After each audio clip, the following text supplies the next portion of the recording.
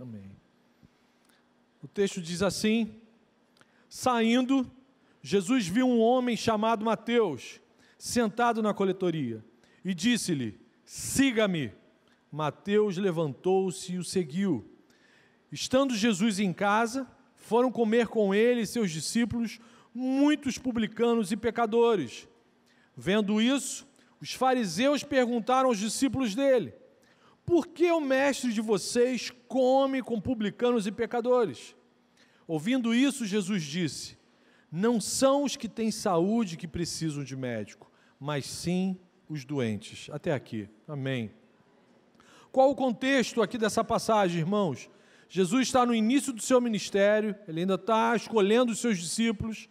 Depois que João Batista é preso, Jesus retirou-se para Galiléia, deixou Nazaré, foi morar em Cafarnaum. Ele está lá residindo na casa da sogra de Pedro, ali na beira do mar da Galiléia. E aí, nesse momento aqui do texto, Jesus tinha acabado de curar aquele paralítico que foi descido pelo telhado pelos amigos, a passagem que o pastor Henrique fez a exposição há pouco tempo aqui, da casa em Cafarnaum. E aí, quando termina aquele movimento, a cura, o paralítico vai para a casa dele, e aí se dá isso. Saindo daquela casa, Jesus vai andar na beira do mar ali da Galiléia e vê Mateus, encontra Mateus. Então, o versículo 9 começa assim: saindo daquela casa, Jesus viu um homem chamado Mateus sentado na coletoria. E antes mesmo de chegar na casa de Mateus, o texto sagrado já nos mostra lições preciosíssimas. Por favor, anote a primeira lição que o texto revela para a gente é: Jesus ama aqueles que ninguém quer amar. Jesus ama aqueles que ninguém quer amar. O Evangelho abre as portas do reino de Deus para aqueles que o mundo rejeita. Você já sentiu na pele o que é ser rejeitado? Seja numa entrevista de emprego, um não de uma possível pretendente para namoro, na escola, né, que agora o pessoal chama de bullying, no meu tempo era opressão maligna, na rua, entre os parentes. E pasmem, às vezes somos rejeitados no ambiente religioso. Aquela sensação como se você fosse portador de um vírus apocalíptico, que se a pessoa te tocar, ela vai virar Walking Dead, vira zumbi na hora. E aí ninguém quer chegar perto. Pois bem, Mateus era uma pessoa assim, rejeitado. Ele era um cobrador de impostos. Para a população daquela época, um judeu ser cobrador de impostos era algo abominável. Era pertencer à escória da sociedade. Era pertencer ao grupo mais rejeitado de pessoas daquela cultura. O povo odiava qualquer um que prestasse serviço para o Império Romano. O Império Romano era o opressor. E aí o Império Romano convidava judeus, pessoas daquela cultura, daquela sociedade, para exercer o cargo, a função da cobrança de impostos. E esses coletores ganhavam a fama de inimigos do povo, traidores do povo, porque, além de prestarem um serviço para Roma, eles também cobravam uma gordura extra. Era do conhecimento geral da sociedade que a coisa, ao invés de ser 10, virava 30, virava 40. Eles enriqueciam de uma forma desonesta. Dessa forma, ser cobrador de impostos era a certeza de ser odiado e rejeitado por aquelas pessoas. E quem exercia essa função era proibido de frequentar a sinagoga, era expulso da sinagoga. Se a pessoa quisesse, por exemplo, vir prestar culto a Deus, entrar na igreja, as pessoas não deixavam ele entrar. Era motivo de vergonha para os familiares. Muitas esposas abandonavam o marido se ele se tornasse cobrador de impostos. Só para você ter uma ideia do que possivelmente Mateus vivia. Certamente Mateus era um homem rejeitado por seus contemporâneos, mas Jesus o amou. Jesus, de fato, ama aqueles que ninguém quer amar. Amém? Obrigado, porque Jesus também me amou. Aleluia, aleluia. Clovinhos não está aqui, mas eu já fui rejeitado muitas vezes por morar no mesmo lugar que Clovinho morava, lá em São Gonçalo. Meu tempo lá na faculdade de odonto, algumas pessoas não falavam direito comigo porque eu morava em São Gonçalo. Ainda tinha aquelas piadinhas horrorosas. E aí, perdeu o cipó, não sei das quantas. E eu ficava com vontade de fazer aquela oração de João. Ah, Senhor, queima, manda um relâmpago agora. Queima os dois, ele porque está falando essa piada horrorosa e eu porque pequei. Queima logo tudo. Mas o que Jesus nos ensina aqui, que quando Ele chama alguém como Mateus para ser seu discípulo, Jesus também nos ensina, e é a segunda lição, que seu chamado é soberano. Anote aí, o chamado de Jesus é soberano, é eficaz, é irresistível. Ainda no versículo 9, olha só, Jesus olha Mateus sentado no trabalho dele, na função dele. O que Jesus fala para Mateus? Siga-me, siga-me. Mateus levantou-se e o seguiu. Jesus tem autoridade para chamar quem Ele quer para a salvação. Aleluia, aleluia. Na verdade, Jesus não faz um convite, Jesus não faz um apelo, Jesus dá uma ordem. Siga-me, Mateus, siga-me. Ele escolhe, Ele chama quem Ele quiser. E isso de modo soberano, irresistível. No Evangelho escrito pelo apóstolo João, capítulo 15, versículo 16, Jesus afirma: não foram vocês que me escolheram, eu que escolhi vocês. Aleluia, aleluia. Quem está morto nos seus pecados e delitos não consegue escolher ninguém, não consegue escolher Jesus. Não fomos nós quem o achamos, nós estávamos perdidos. Jesus que nos achou, foi Jesus quem nos chamou. Nós só o amamos porque Ele nos amou primeiro. Aleluia, aleluia. E aí nesse versículo 9, Jesus mostra que o seu chamado é soberano, é eficaz. E quando Jesus chama, ninguém recusa o seu chamado. A graça de Jesus é irresistível, o seu chamado é irresistível. Mateus foi tímido ao fazer o relato da sua conversão, no evangelho registrado por ele foi tímido, mas Lucas, o evangelista Lucas, registrou com mais profundidade. Lucas capítulo 5, versículo 28, Lucas registra o seguinte: Mateus deixou tudo e seguiu Jesus. Olha como que Lucas escreve: Mateus deixou tudo. Tudo que podia atrapalhar, tudo que podia incomodar, causar ruído naquele chamado, Mateus deixou tudo. Mateus não argumentou, Mateus não ficou para Jesus: Jesus, esse pecadinho aqui eu posso continuar fazendo? Jesus, esse pecadão aqui que todo mundo faz, eu posso continuar fazendo? Não, Mateus deixou tudo. Mateus se levantou, largou tudo e atendeu imediatamente ao chamado de Jesus. Irmãos, quando Jesus nos chama, é sim para sempre. Aleluia, aleluia. É sim para sempre. Se alguém que você conhece começou a andar com Jesus e hoje não está mais andando com Jesus, muito provavelmente essa pessoa ainda não foi chamada por Jesus. Ela deve ter sido chamada por um amigo, ela pode ter sido chamada pela religião, ela pode ter sido chamada por um ambiente familiar maravilhoso, mas se Jesus chama alguém, é impossível a pessoa não segui-lo, é impossível. Você pode dar até cabeçada, tropeções aí pela vida, mas é impossível não seguir Jesus. A gente pode andar aí cambaleando, mas não consegue ficar longe de Jesus. Mateus largou tudo que o atrapalhava nessa caminhada para seguir Jesus. Outra lição ainda no versículo 9, olha só, 3 lições só nesse versículo. Terceira lição: não existe ninguém impossível de ser salvo. Aleluia, não existe ninguém impossível de ser salvo. Mateus vivia num ambiente impregnado de corrupção, dinheiro fácil, poder opressor. Vocês não falam comigo, mas eu também vou cobrar mais impostos. Tudo para dar errado, tudo para ele não ser sensível ao chamado do Evangelho. Ele tinha um perfil que poderíamos julgar como alguém de difícil aceitação do Evangelho. Mas o chamado de Mateus deve nos encorajar a esperarmos a salvação daquelas pessoas que julgávamos difíceis para Jesus. Não tem ninguém difícil para Jesus, meu irmão. Amém? Não existe coração duro demais que Jesus não possa tocar.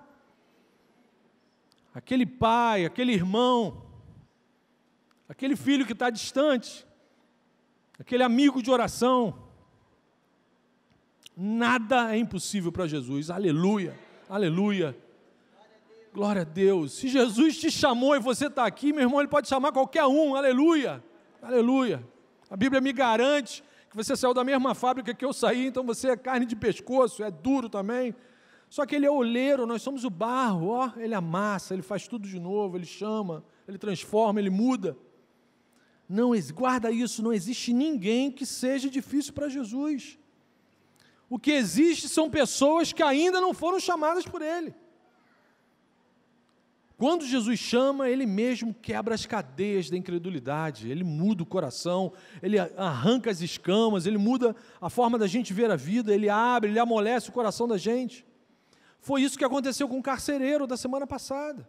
Foi isso que aconteceu com muita gente aqui. E é o que acontece com todo mundo que Jesus chama. Então espere e ore ainda mais para aquelas pessoas que Deus colocou no seu coração, que você ama, pessoas que ainda não estão caminhando com a gente aqui, pessoas que você julgava que fossem difíceis. Hoje, com essa passagem aqui, você tem certeza que não existe ninguém difícil para Jesus. Amém? Uma quarta lição, agora no versículo 10. Estando Jesus em casa, ou seja, na casa de Mateus, foram comer com ele e seus discípulos. O que está escrito aí na sua Bíblia? Muitos publicanos e pecadores. Quarta lição, o chamado de Jesus nos leva a chamarmos muitos. Quem é chamado por Jesus é chamado a chamar muita gente para conhecer Jesus, para andar com Jesus. Foi a primeira reunião de célula que se tem registro. Depois que Mateus ouviu o chamado de Cristo, abriu seu coração, ele abriu também a sua casa. A primeira atitude que Mateus tomou foi abrir a sua casa e convidou Jesus. Jesus aceitou o convite. Eu vou chamar todos os meus amigos. Eu vou encher essa casa aqui de rejeitados. Só rejeitado que fala comigo. Então vou encher essa casa aqui de pecadores. O primeiro líder da primeira célula do Novo Testamento, sabendo que Jesus ia na sua casa, ele tratou de marcar um evento de célula, chamou muita gente. O registro bíblico é isso. Muita gente estava na casa de Mateus. A casa ficou lotada. O evangelista Lucas, no capítulo 5, registrou que Mateus ofereceu um grande banquete para Jesus. Queridos, receber Jesus na nossa casa é certeza de banquete. Ele é o pão da vida, Ele é o vinho novo. Então, receber Jesus na nossa casa, a gente que pensa que vai dar o banquete para Ele, Ele é o banquete, Ele é o nosso alimento. Aleluia, obrigado, Jesus. E ao mesmo tempo que Mateus celebra a festa da sua salvação, ele quer que outros tenham acesso a isso que mudou a vida dele, que mudou a história dele. Jesus veio transformar rejeitados em filhos do Deus vivo. Aleluia, aleluia. Agora, eu e você que afirmamos que somos discípulos de Cristo, fomos chamados por Jesus, a gente também tem esse hábito, esse costume de abrir a nossa casa, chamar muitas pessoas para encontrarem Jesus. A Bíblia diz que onde 2 ou 3 estiverem reunidos no nome do Senhor, ali Ele estará presente. Banquete, festa, celebração da vida. Nossa casa se transformou também no instrumento de evangelismo? Ou a nossa casa é bonita demais, arrumadinha demais, limpinha demais, e a gente não pode abrir as portas para o reino dos céus? Pastor, pecador suja tudo, pastor. Já vem sujo do pecado, né? Isso vai sujar minha casa toda, pastor. Nossas casas estão a serviço de que reino? Quem é o Senhor da nossa casa? O que aconteceu na casa de Mateus, meus irmãos, repercute até hoje na nossa vida. O primeiro tratado sobre Jesus, presente em nossas Bíblias, foi escrito por esse ex-coletor de impostos. Deus tem usado a vida desse homem até hoje para abençoar milhões de seres humanos, milhões de lares, milhões de casas. Aquele que é alvo do amor de Jesus é chamado a chamar muitas pessoas. E aí os fariseus, quando viram aquela cena, aquela festa, aquela celebração, né, Mateus, vários colegas da coletoria, gente que só rejeitado andava com rejeitado, Aí os fariseus, a nata da religião daquela época, ao invés de eles se alegrarem com aquilo que estava acontecendo, eles ficaram indignados com Jesus. Versículo 11. Vendo isso, os fariseus perguntaram aos discípulos de Jesus: por que o mestre de vocês come com essa gente, publicanos e pecadores? Irmãos, como que a religiosidade, contaminada pelo nosso pecado, pode produzir reações tão lamentáveis como essa aqui? Importantíssimo a gente vigiar o nosso coração todos os dias. Fazer isso com os mateus que passam pela nossa vida. Aos olhos dos fariseus, os super santos, os suprassumos da inerrância daquela época, Jesus ou qualquer outro judeu decente não poderia se juntar com aquele tipo de gente que estava ali. Ao invés de eles se alegrarem pela mudança na vida de Mateus, eles ficam indignados. E aqui é importante frisar, preste atenção, mais atenção ainda no que eu vou falar. Nesse tempo de hoje, onde os pregadores progressistas vendem uma graça barata que é vivida no caminho largo, Jesus era amigo de pecadores, sim. Jesus sentava e comia com pecadores, sim. Mas Jesus jamais pecou com eles. Jesus jamais pecou com eles. Jesus jamais cara. Jesus jamais perdeu a linha numa festa. Jesus jamais deu cantada na esposa de um amigo. Jesus chamou Mateus e chama até hoje pecadores ao arrependimento. Quando Jesus chama, a vida da gente muda. Jesus nos ama e nos chama como somos. Mas quando a gente atende ao chamado de Jesus, meu irmão, a gente não consegue mais permanecer como a gente era antes de conhecê-lo, antes de ouvir o seu chamado. É impossível. A gente não pode mais permanecer do mesmo jeito que éramos antes de conhecer a Cristo. E aí no versículo 12 a gente encontra mais uma lição. Hoje o presbiteriano extrapolou, né? Normalmente são 3 lições, hoje teve lição batista, lição assembleiana, 5 lições, promoção hoje, bênção para todo mundo. 5ª lição, amém. 5ª lição, o patrão ficou maluco, ó, agarra a benção aí, agarra a benção aí. Mas essa lição aqui é tensa, ó, essa lição é tensa. As boas novas do Evangelho só abrem as portas da salvação para aqueles que se reconhecem pecadores. As boas novas do Evangelho só abrem as portas da salvação para aqueles que se reconhecem pecadores. Olha o que Jesus fala no versículo. Ouvindo isso, ouvindo aquela conversa, aquela murmuração dos fariseus, Jesus disse: não são os que têm saúde que precisam de médico, mas sim os doentes. Preste atenção, Jesus não está afirmando que exista a possibilidade da gente encontrar gente certinha, gente saudável aqui no planeta Terra. Não, não é isso, de forma alguma. A palavra dele é clara em várias passagens bíblicas. Romanos 3, 23 é uma que afirma que todos nós nascemos destituídos da glória de Deus, todos nós nascemos inimigos do Senhor, carentes da graça e do perdão de Deus. Então, não existe um justo sequer. Todo ser humano já nasce carente dessa reconciliação. Mas o que Jesus está falando aqui é que o Evangelho é a cura só para aqueles que se reconhecem doentes. Existe esperança para todos, amém? A mensagem da salvação é destinada para todo mundo. Mas o que diz, o que Jesus afirma em João 3,16? Deus amou o mundo de tal maneira que deu seu único Filho, para quê?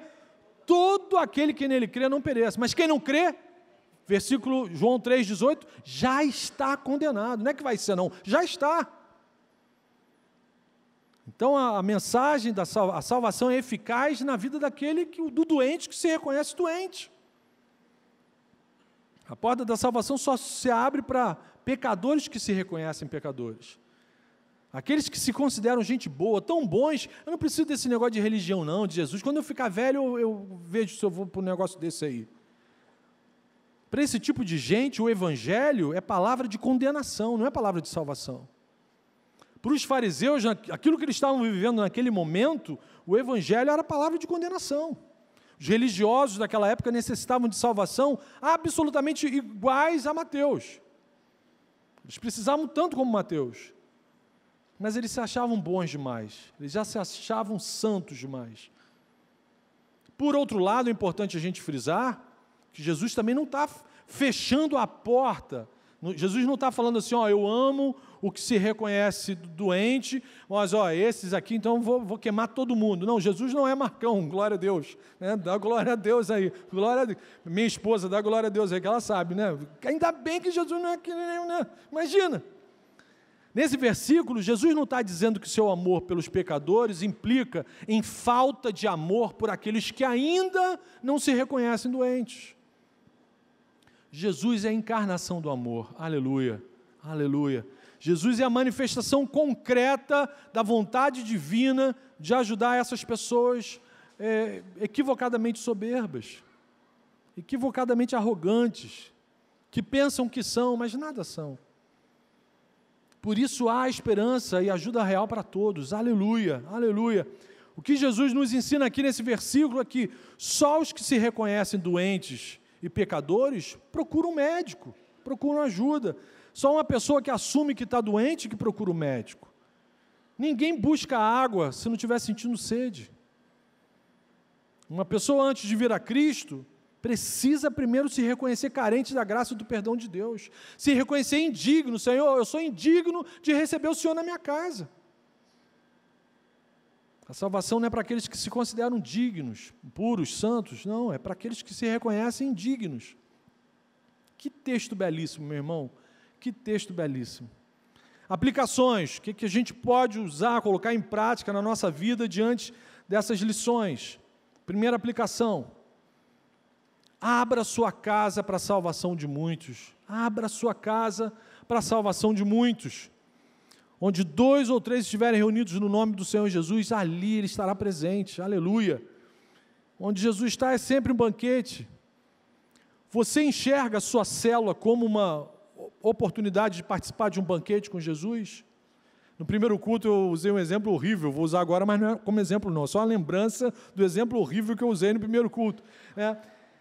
Você lembra da sua célula dentro do... Pô, vai ter skinny de novo, né? Comer skinny... Pô, pelo jeito, aqui no segundo culto, ninguém nunca viu isso, né? Glória a Deus. Glória a Deus. Eu gosto de skinny, tá? Mas tem gente que não gosta, né? Esse skinny é aquela paradinha amarela, que só Jesus sabe do que é feito aquilo. Mas é maneiro, não é fritura. Tá lá, é assado. Não é fritura. É assado. Você come e vai ficando amarelo. Aí depois pega um solzinho que melhora. Eu usei esse exemplo horrível, né? Ninguém mais vai comprar skinny, vai falir a fábrica. Não faça. Compre skinny, leve para a cela. Né? Paredão com Marcão, taca skinny no Marcão. O Jonatas só gosta de picanha marmorizada. Marcão é humilde, Marcão come até skinny, dá beleza.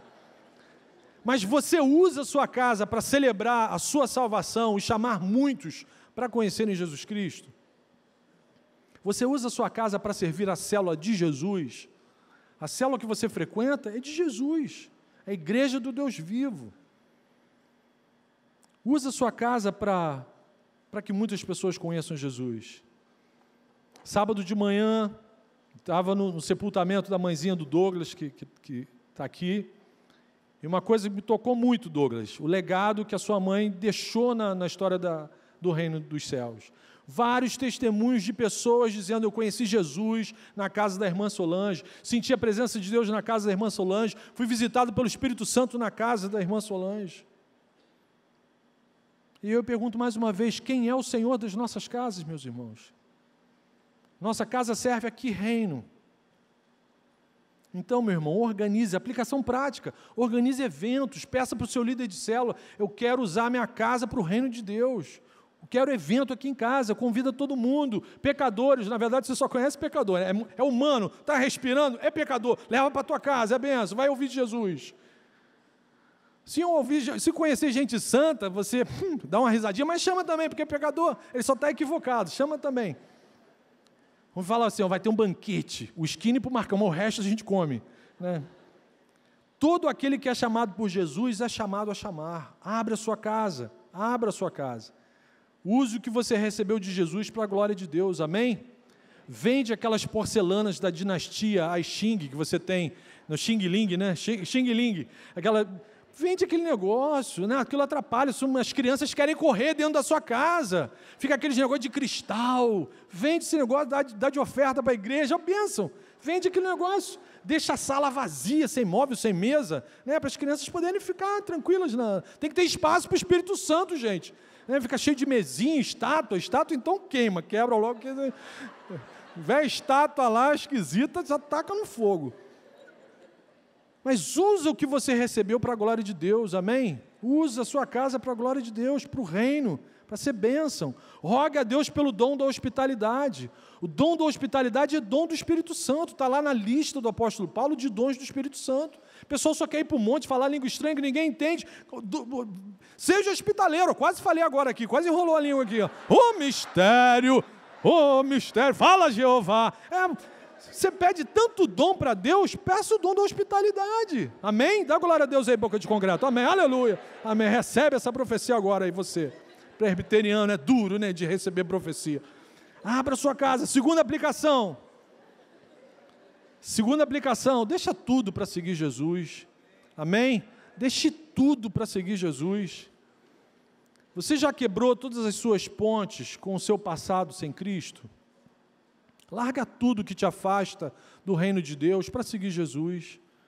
Às vezes são essas bobagenzinhas que a gente tem dentro de casa, que te atrapalha. Larga isso, vende isso. Agora falando sério, né? Quebra isso.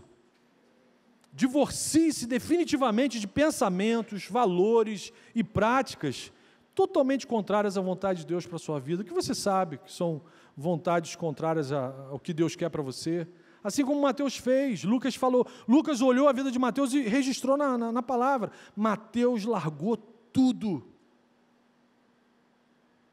Larga tudo que é um equívoco para você seguir Jesus. Larga as lembranças do Egito, aquelas paradas que você sabe que é roubada. Você já jogou fora aquela agenda com o nome de gente que só te leva para lugar que você sabe que é roubada? Gente que só te leva para lugar que nem Satanás entra. Satanás tem juízo, ele é mau, mas ele tem juízo. Joga fora, corta mesmo, fala para essas pessoas, agora eu virei fanático, se você quiser você vem aqui na minha casa, mas aí onde você está me chamando eu não vou mais não. Virei crente, fanático, só Jesus, aleluia, aleluia, aleluia, glória a Deus. Boa, chama a pessoa, glória a Deus, né? Se ele for para a tua casa, ele sabe que ele vai encontrar Jesus, né? Ele sabe, se eu for lá, eu vou encontrar Jesus, amém. Mas, cara, larga tudo, deixa tudo que não tem a ver com Cristo. Mateus não permitiu que nada atrapalhasse a relação dele a caminhada dele com Jesus. Terceira aplicação. Espere a salvação dos mais difíceis. Espere a salvação dos mais difíceis, amém? Continue, não desista, continue orando, continue esperando, renove a sua esperança hoje à noite com mais confiança. O texto mostra para a gente aqui que não existe ninguém difícil que Jesus não possa chamar. A salvação daquelas pessoas que você considerava impossível, continue esperando isso para o Senhor. Continue orando, esperando a conversão dessas pessoas que você julgava que fossem improváveis. Para Jesus, nenhum coração é duro demais, difícil demais, não é. Então, assim como aconteceu com um improvável coletor de impostos, aconteceu com a sua vida, pode acontecer com esse que você está esperando, que você está orando há tanto tempo pela conversão dessa pessoa, amém? E vai acontecer, em nome de Jesus, vai acontecer. Esse amor, esse desejo que você tem de orar por essa pessoa todo dia, toda semana, é o Espírito Santo que colocou no seu coração. Egoísta não sente amor por outro egoísta, não. Se você está sentindo, é porque Jesus já está atuando e operando na sua vida. Aleluia, aleluia. Eu quero concluir dizendo que a presença de Jesus na casa de Mateus mudou a história daquele homem para sempre e continua mudando a história de muitos lares, de muitas vidas. Deus até hoje continua usando o relato da vida de Mateus, o testemunho da vida desse cidadão para abençoar a vida da gente. Que o Espírito Santo nos capacite, nos incendeie e nos ajude a colocarmos em prática tudo que Jesus nos ensinou nessa sequência de mensagens, amém? Que nossas casas sejam de fato lares que mudam o mundo, amém? Feche seus olhos, vamos orar. Senhor Jesus, obrigado pela Tua palavra, Senhor. Obrigado por essa série de mensagens, Senhor.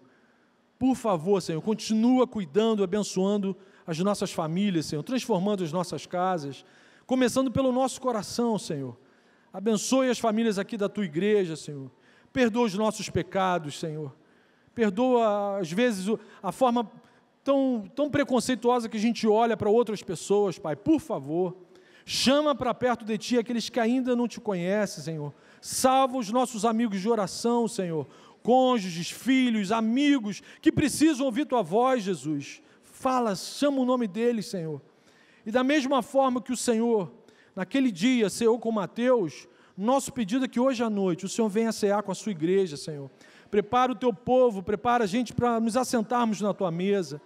Que o Seu Espírito Santo nos ajude a examinarmos o nosso coração, a colocarmos tudo diante do Senhor, que o Senhor traga luz para o porão da nossa alma, Senhor, mostra tudo que precisa ser tratado, curado, Senhor.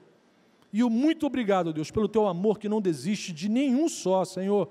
Obrigado pelo Teu sacrifício, Senhor, pela Tua vitória ao terceiro dia, Senhor, e pela Tua promessa que um dia voltará para buscar a Tua igreja, Pai. Muito obrigado por isso, Senhor. Recebe a nossa gratidão, recebe o nosso louvor, nosso pedido de Maranata. Vem, Senhor Jesus, e prepara-nos para vivermos esse momento agora com o Senhor. Isso que Te pedimos, e no Teu nome oramos. Amém, amém.